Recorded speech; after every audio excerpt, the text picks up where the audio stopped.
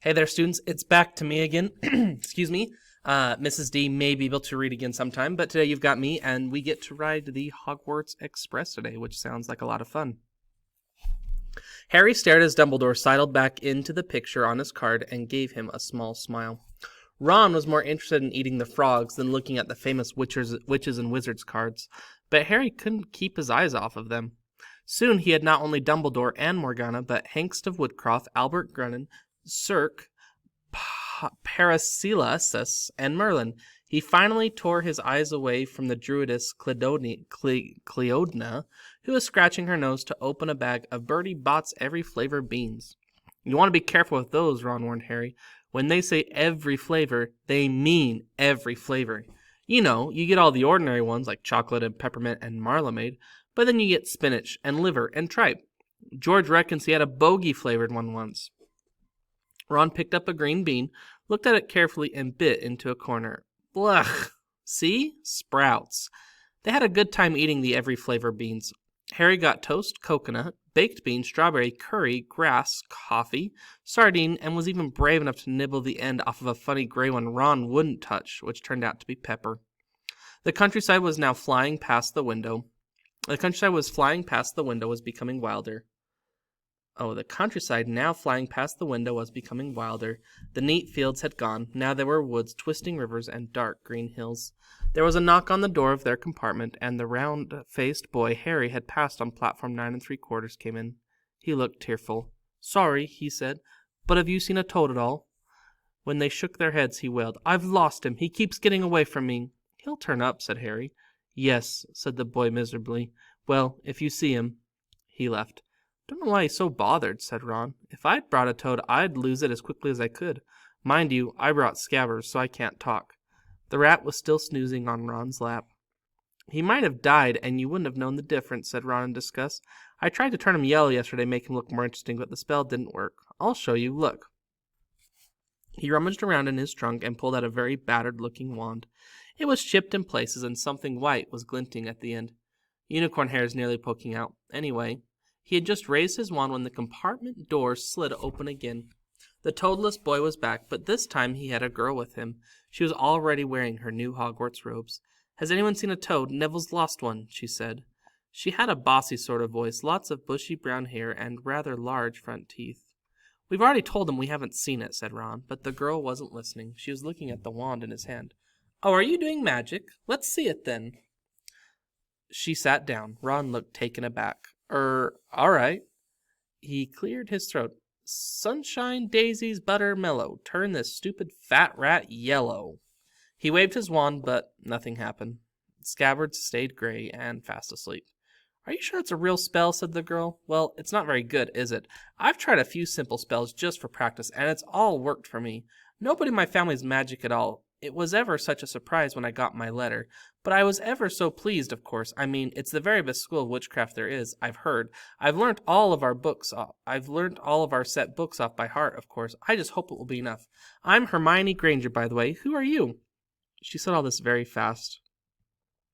Harry looked at Ron and was relieved to see by his stunned face that he hadn't learnt all the set books off by heart either.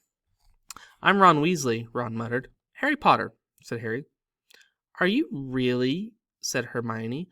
"I know all about you, of course. I got a few extra books for background reading, and you're in Modern Magical History and the Rise and Fall of the Dark Arts and Great Wizarding Events of the 20th Century. "Am I?" said Harry, feeling dazed. "Goodness, didn't you know? I'd have found out everything I could if it was me," said Hermione.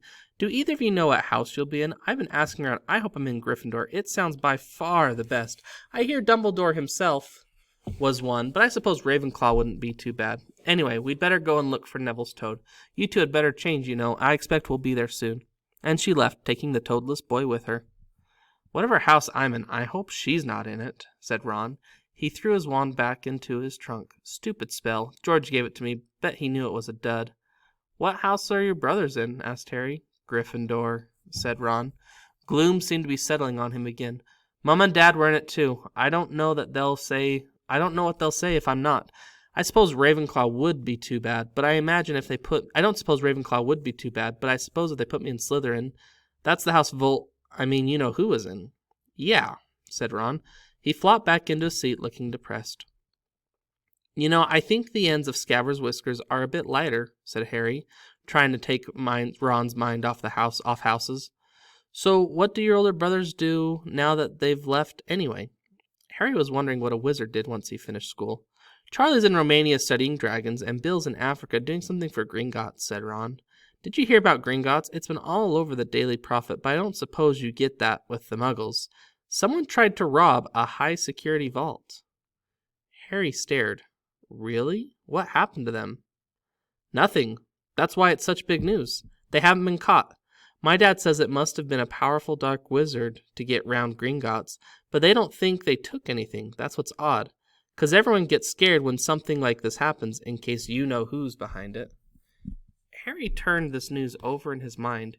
He was starting to get a prickle of fear every time you-know-who was mentioned. He supposed it was all part of entering the magical world, but it had been a lot more comfortable saying Voldemort without worrying. What's your Quidditch team? Ron asked.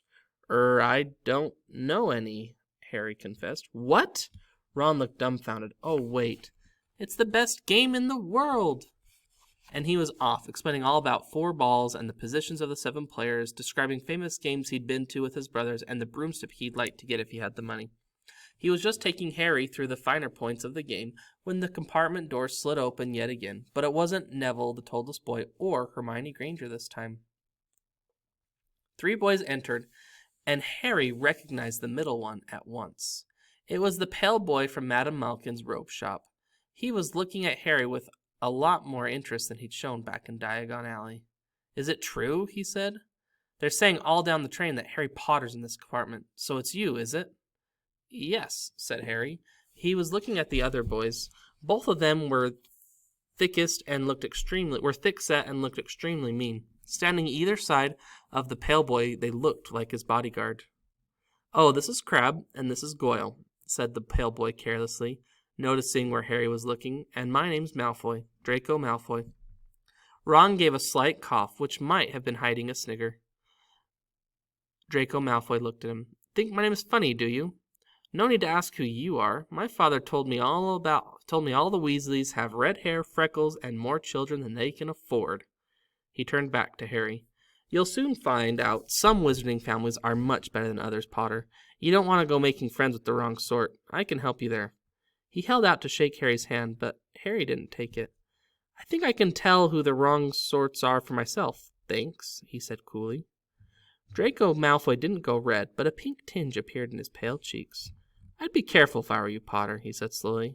Unless you're a bit politer, you'll go the same way as your parents. They didn't know it was good for them either. You hang around that riffraff like the Weasleys and that Hagrid, and it'll rub off on you. Both Harry and Ron stood up. Ron's face was as red as his hair. Say that again, he said. You're going to fight us, are you? Malfoy sneered. Unless you get out now, said Harry more bravely than he felt, because Crabbe and Goyle were a lot bigger than him or Ron. But we don't feel like leaving, do we, boys? We've eaten all our food, and you seem to still have some. Goyle reached toward the chocolate frogs next to Ron. Ron leapt forward, but before he'd so much as touched Goyle, Goyle let out a horrible yell. Scabbers the rat was hanging off his finger. Sharp little teeth sunk deep into Goyle's knuckle. Crabbe and Malfoy backed away as Goyle swung Scabbers round and round, howling, and when Scabbers finally flew off and hit the window, all 3 of them disappeared at once. Perhaps they thought there were more rats lurking among the sweets, or perhaps they'd heard footsteps, because a second later Hermione Granger had come in.